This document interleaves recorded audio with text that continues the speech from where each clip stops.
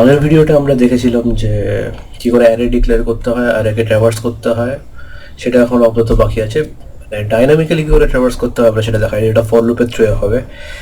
But কি করে অ্যারের ইচ অ্যান্ড এভরি এলিমেন্ট পাওয়া যায় সেটা আমরা দেখেছি। তার আগের ভিডিওতে আমরা ভেরিয়েবল ডিক্লারেশন, অ্যাসাইনমেন্ট সব কিছু দেখেছি। ইভেন একটা জায়গায় সেই কন্ডিশনাল অপারেটরগুলো আমি তোমাদের অলরেডি দেখিয়ে দিয়েছি, যেটা তোমরা দেখতে পারবে একটা গ্লান্স। বাট আজকে সেই কন্ডিশনাল অপারেটর ইউজ করে আমি দেখাবো if statement. Okay, if condition কি করে আমরা তৈরি করতে পারি, ইফ কোন কাজে লাগে, কিছু ইউজ কেস জানা দরকার। যদি তোমার এরকম কোনো ইউজ কেস আসে যে তোমাকে বের করতে হচ্ছে যে তুমি একটা সার্টেন ইনপুট দিলে ধরো সাপোজ 20 বছর 20, that could be a age, and তারপরে হঠাৎ তোমার এরকম হতে পারে যে you have to find out the ages which is greater than 20।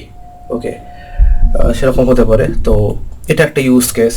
বা কারোর স্যালারি মানে greater than or less than, even equal to, greater than equal to, এরকম কোনো কন্ডিশন যদি আমাদের মানে বার করতে হয়, সেক্ষেত্রে আমরা ইফ এলস বেসিক্যালি ইউজ করব। এখানে যেটা আর একটা যেটা জানা দরকার সেটা হলো this are going to be a condition making. Okay, এখান থেকে আমরা আপাতত সি এর মধ্যে আমরা বুলিয়ান ডেটা টাইপ আমরা ইউজ করিনি। বাট এখানে একটা বুলিয়ানের যখনই আমরা ইফ বা যে কোনো লুপিক কন্ডিশনেই আমাদের বুলিয়ান একটা মেজর রোল প্লে করছে। বুলিয়ান কি? বুলিয়ান হলো true or false. Okay, either true or false, this are booleans. Okay, তো ইফ, তো আমার যখনই কন্ডিশন ট্রু হবে তখন তার সেই স্টেটমেন্টটা এক্সিকিউট হবে, ট্রু স্টেটমেন্ট এক্সিকিউট হবে। যখনই এটা এলস পার্ট আর ফলস হলে সেই স্টেটমেন্ট বা সেই ইফ কন্ডিশন থেকে প্রোগ্রামটা এক্সিকিউট মানে প্রোগ্রামটা টার্মিনেট করে বা বেরিয়ে যাবে, রাইট? এটাই হলো ইফের বেসিক্যালি মানে this is the way if works actually. So চলো আমরা একটা স্টেটমেন্ট দেখে নিই, একটা সিনট্যাক্স দেখে নিই। সো ইফ, এখানে তোমার কন্ডিশন যাবে অ্যান্ড এখানে statements, any type of statements, এটা প্রিন্টএফ হতে পারে, বা এখানে তোমরা চাইলে কোনো রকম লজিক্যাল স্টেটমেন্ট ইউজ করতে পারো, যে কোনো রকম জিনিস এখানে আমরা করতে পারি। তো আমরা ছোট্ট কোনো এক্সাম্পল দিয়ে দেখি যে ইফ কন্ডিশন কীভাবে কাজ করে। ওকে, তো অ্যাজ ইউজুয়াল আমরা একটা ভেরিয়েবল নিয়ে নিই এই, যাতে আমরা একেবারে একটা ভ্যালু অ্যাসাইন করে দিই 10। ওকে, তো এক্ষেত্রে আমি কি করব, কন্ডিশন যদি আমি এর ভ্যালু যদি 10 হয় তখন আমি একটা স্টেটমেন্ট এক্সিকিউট করবো যে এর ভ্যালু 10। ওকে, এটা হলো ফার্স্ট এক্সিকিউশন হবে আমার। তো কন্ডিশনটা কি লিখবো, if a equal to 10, then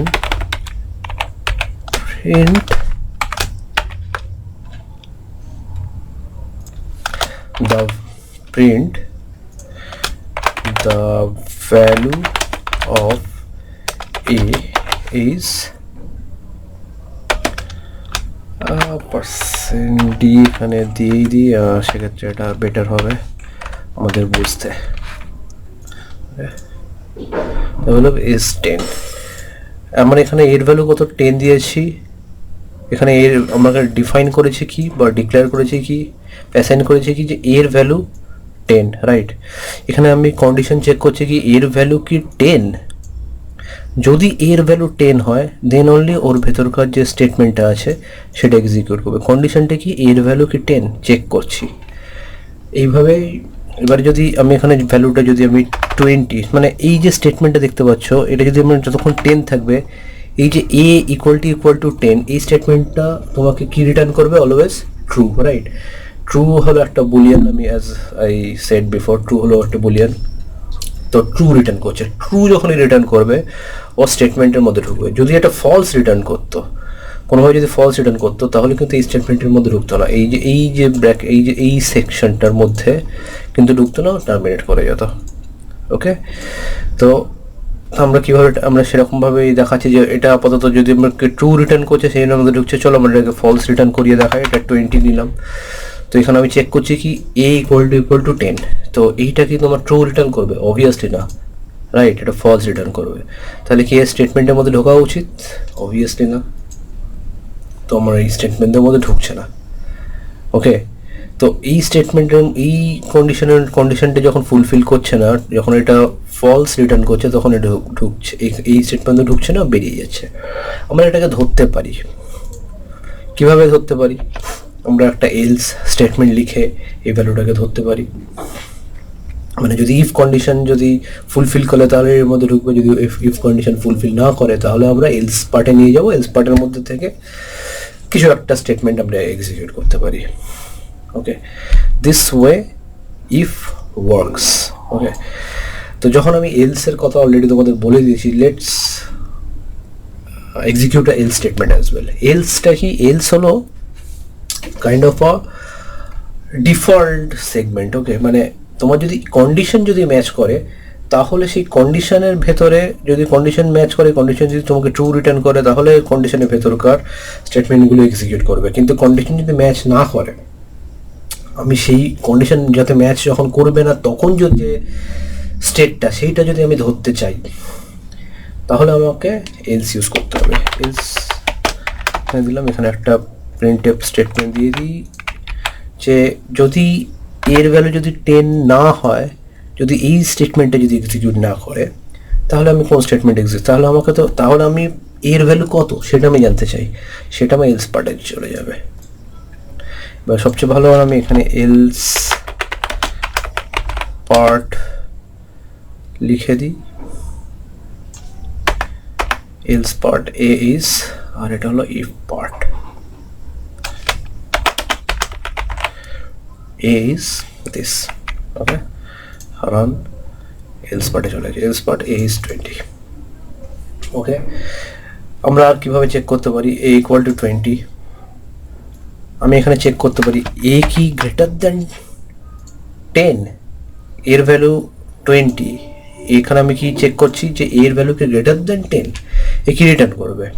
always true return করবে, সে কিন্তু এখানে ঢুকবে, রাইট? চলো রান করে দেখা যাক। Yes, sorry, if part is 20, right? এই কন্ডিশনটা ফুলফিল করলো, ঢুকে গেল। এবারে ধরো লেস দেন ইকুয়াল টু মানে কি? এটা হয় এর থেকে গ্রেটার দেন হতে পারে, অর ইকুয়াল টু হতে পারে। তো a greater than or equal to 10, তাও তো, কারণ গ্রেটার দ্যান কন্ডিশনটা কিন্তু ম্যাচ করছে, দ্যাটস ওয়াই ও কিন্তু ইফ পার্টের মধ্যে ঢুকছে। ওকে, এইটা হলো তোমার ইফ এলস। এবারে সাপোজ এই কন্ডিশনটা আমার ফুলফিল হলো, মানে এই কন্ডিশনটা সাপোজ ফুলফিল হলো না, মানে আমি একটা লেস দ্যান 10 দিলাম, এ লেস দ্যান 10, এখন ভ্যালুটা কত? এর 20, এ লেস দ্যান 10, এটা ব্যাপারটা সত্যি নয়, মানে it's not going to return true, so it's not going to be in this statement, right? আমার সরাসরি এখানে চলে যাবে। বাট আমি সাপোজ আমি এরকমও তো হতে পারে, আমি চাইছি যে আরও একটা কন্ডিশন দিতে, যে কন্ডিশনটা আমি এর ভ্যালুটাকে ইন্টারসেপ্ট করতে পারি।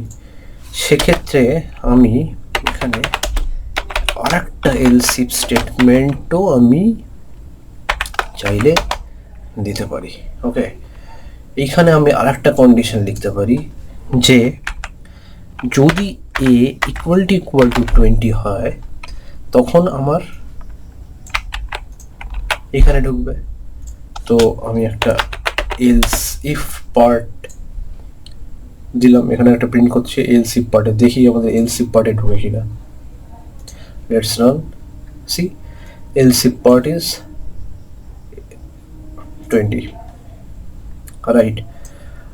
তো আমার এই কন্ডিশনটা ম্যাচ করলো না, কিন্তু এই কন্ডিশনটা ম্যাচ করলো, তো সেই জন্য এই স্টেটমেন্টটা আমার এক্সিকিউট করছে।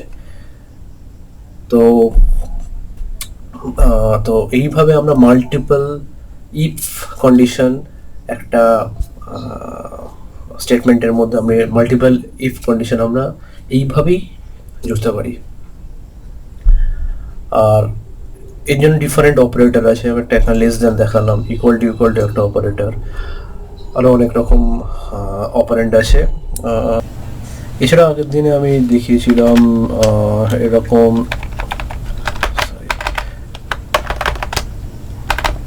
And operator and or operator, এদেরও ইউজ আমরা ইফ এলস কন্ডিশনে করে থাকি। কীরকমভাবে, সাপোজ আমার কাছে ইন্ট বি ইকুয়াল টু 30 আছে, ওকে।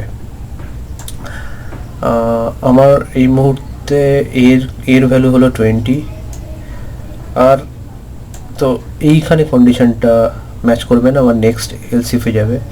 এখানে আমি এটার এরকম চেক করতে পারি যে এ যদি 20 হয় অর বি যদি 30 হয়, তার মানে কি এইটা অথবা এইটা, এই দুটোর মধ্যে যদি যে কোনো কন্ডিশন যদি ফুলফিল করে, যদি ট্রু রিটার্ন করে, দেন আমার এই স্টেটমেন্টটা এক্সিকিউট করবে 20, রাইট, এলস ইফ পার্টটা এক্সিকিউট করবে। এটা একটা কন্ডিশন হতে পারে, সেক্ষেত্রে আমরা অর ইউজ করব। এছাড়াও আমরা কি করতে পারি, কি এখানে আমরা অ্যাম্পারসেন্ট মানে ডাবল অ্যাম্পারসেন্ট ইউজ করবে, হুইচ ইজ অ্যান্ড অপারেটর। এ কি করবে, এ ইকুয়াল টু 20 এবং বি ইকুয়াল টু 30, এই কন্ডিশনটা যখন ম্যাচ করবে তখন একমাত্র এইখানে গিয়ে ঢুকবে। এরকমভাবে আমরা দেখি এলসি পার্টের মধ্যে ঢুকছে, সেম জায়গায় রয়েছে। অর দিলে কি হবে, এই আইদার এটাকে ম্যাচ করতে হবে অর এটাকে ম্যাচ করতে হবে। অ্যান্ড হলে কি হবে, দুটোকেই ম্যাচ করতে হবে, তখনই এর মধ্যে ঢুকবে, ওকে। অ্যান্ড আর অর এর মধ্যে আরও অনেক ইউজ কেসে এটা ইউজ হয়। আমরা যখন ফার্দার অন্যান্য টেকনোলজিতে যখন কাজ করব, অন্য টেকনোলজি যখন আমরা দেখবো, তখন ওইগুলোকে আরও ভালো প্রমিনেন্ট ওয়েতে আমি তোমাদেরকে বোঝাবো। তো এই আশা করছি এইটা থেকে তোমাদের ইফ এলস বা ইফ কি করে তোমরা ইউজ করবে এটা আরও ভালো করে তোমরা বুঝতে পারলে। যদি না বুঝে থাকো তোমরা, please do right at the comment box.